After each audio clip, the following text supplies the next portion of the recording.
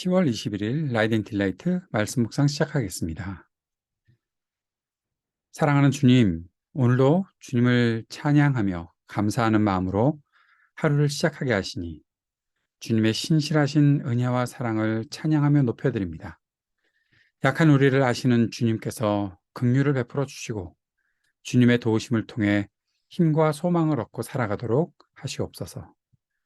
주님, 성령으로 우리를 충만하게 하셔서 우리가 주님의 말씀을 읽고 묵상할 때 깨달음을 주시고 말씀에 순종하는 능력을 주옵소서. 예수님 이름으로 기도합니다. 아멘.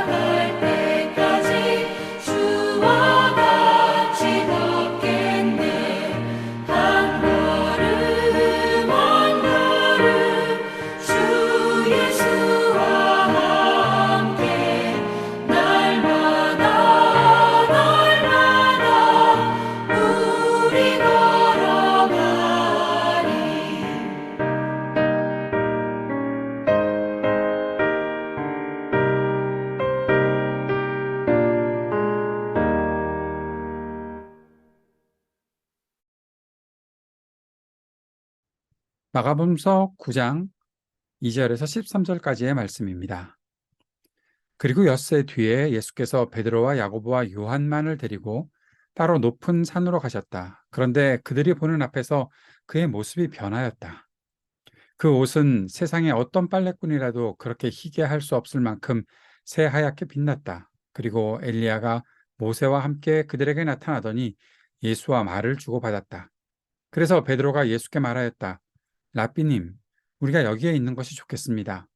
우리가 초막 셋을 지어서 하나는 라삐님을, 하나에는 모세를, 하나에는 엘리야를 모시겠습니다. 베드로는 무슨 말을 해야 좋을지 몰라서 이런 말을 했던 것이다. 제 아들이 겁에 질렸기 때문이다. 그런데 구름이 일어나서 그들을 뒤덮었다. 그리고 구름 속에서 소리가 났다. 이는 내 사랑하는 아들이다. 너희는 그의 말을 들어라. 그들이 문득 둘러보았으나 아무도 없고 예수만 그들과 함께 계셨다.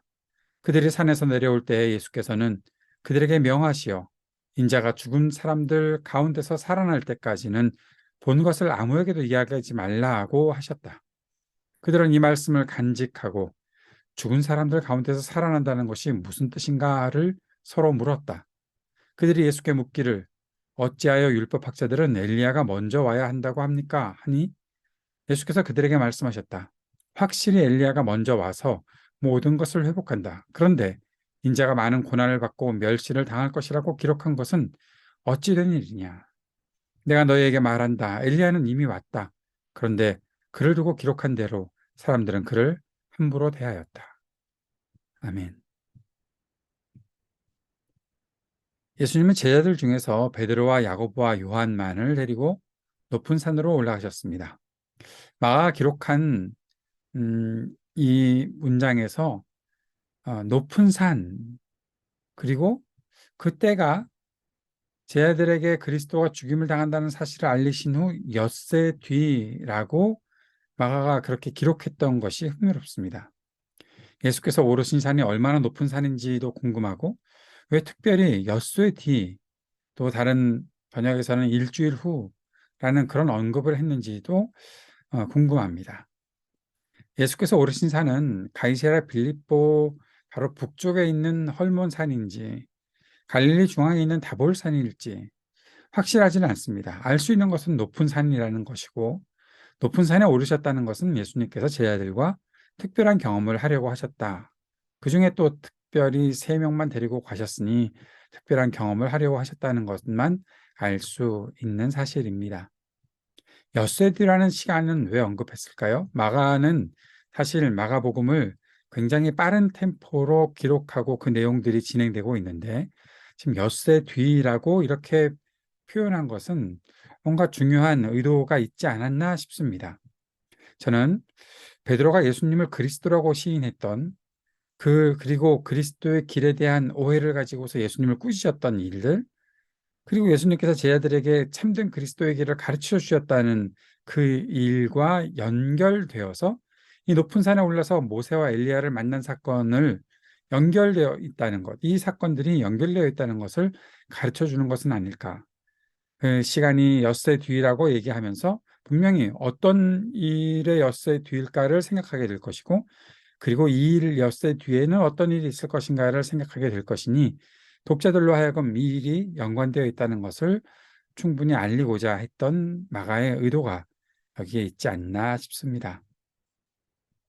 높은 산에서 예수님은 모습이 변하셨죠. 그 옷이 새하얗게 빛났다. 그렇게 기록하고 있습니다. 그리고 엘리야와 모세가 나타났지요. 엘리야와 모세와 예수님께서 이야기를 나누셨는데 누가복음에서는 9장 30절 31절에 예수님과 엘리야와 모세가 어떤 이야기를 했나? 예수님께서 예루살렘에서 이루실 일들, 떠나가심에 대한 일들, 즉 십자가 죽음 등을 이야기했다고 그렇게 누가복음에서는 기록되어 있습니다. 그러니 지금 이 사건은 단지 예수님께서 영광스러운 모습으로 변하셨다라고 그걸로 제목을 정하고 그 내용이 전부라는 것이 아니라 그 속에 있는 내용, 즉 예수 그리스도께서 십자가의 길을 이야기하시고 그리스도의 길을 이야기하신 이후에 지금 이 사건을 통해서 이 변화된 모습을 통해서 다시 한번 이 일들이 더 확실하게 나타난다는 것을 알려주는 아주 중요한 사건이 되는 것이죠. 그런데 이 중요한 때에 놀랐던 그리고 겁이 났던 베드로와 제자들은 무슨 말을 해야 좋을지 몰랐고 뭐 초막 셋을 지어서 살자느니 그런 것들을 제안하는 무슨 말을 해야 좋을지 몰라서 그랬다라고 마가는 기록하고 있습니다. 아마 베드로에게 잘 들었겠지요. 그런 내용들에 대해서 물론 성령의 감동하심으로 성경을 기록했지만 이 일들에 대해서 이렇게 자세히 기록할 수 있었던 마가는 베드로에게 전해 들었던 충분한 이야기가 있었을 것이라고 생각합니다. 이때에 하늘에서 음성이 있었죠. 구름 속에서 나는 음성, 하늘에서 나는 음성, 이는 내 사랑하는 아들이다. 너희는 그의 말을 들어라. 예수님께서 세례를 받으실 때도 하늘에서 성부 하나님의 소리가 있었죠. 이는 내 사랑하는 아들이다. 예수님께서 세례를 받으시는 것과 본격적인 십자가의 길을 걸어가기 시작하는 이 모든 것은 바로 하나의 길이라는 것을 알 수 있는 아주 중요한 하나님의 음성입니다. 예수님은 제자들에게 다시 한번 부활을 말씀하십니다. 산에서 내려올 때 인자가 죽은 뒤에 부활하게 될 것을 말씀하시죠. 그러나 제자들은 부활이 무엇인지 이해할 수 없었습니다. 당시 사람들은 죽은 사람들이 언젠가 다 부활할 것이다라고 믿고 있었던 것이 유대인의 보통 생각이고 그들이 갖고 있었던 믿음인데, 예수님께서 죽고 난 이후에 부활하신다라는 사실을 왜 이렇게 말씀하시는지 거기에 대한 이해는 없었겠지요. 십자가 죽음을 이해하지 못하는데 어떻게 부활을 이해할 수 있겠습니까? 그것을 이해하기 어려워하는 것은 당연한 것이 아닐까 생각합니다. 제 아들이 엘리야가 먼저 와야 한다는 율법학자들의 말이 어떤 뜻인지 예수님께 질문하자, 예수님은 엘리야가 먼저 온다는 것, 인자가 고난과 멸시를 당한다는 것이 어떤 것인지를 다시 한번 제 아들에게 물으십니다. 왜 엘리야만 오고 끝나는가?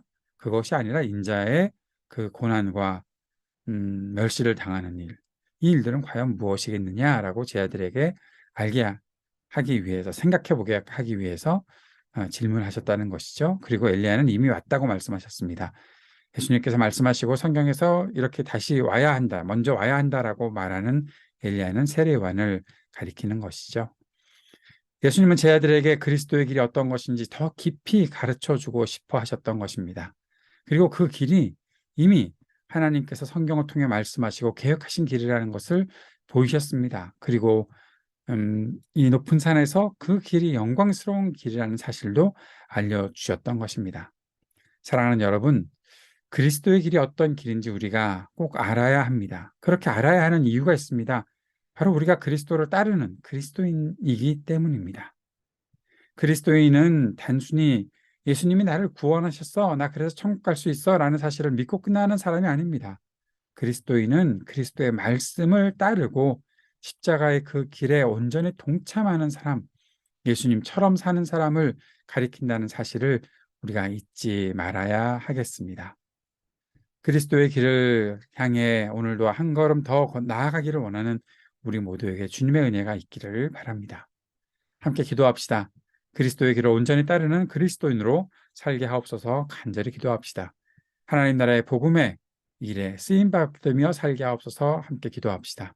전쟁이 그치기를, 몸과 마음이 아픈 이들이 치유되기를, 신음하는 지구와 기후와 또 우리의 삶의 터전에 희망이 있기를, 청년들에게 주님께서 미래와 소망을 허락하시기를 기도하고, 약한 노인들과 소외된 이웃들을 위해서 기도합시다.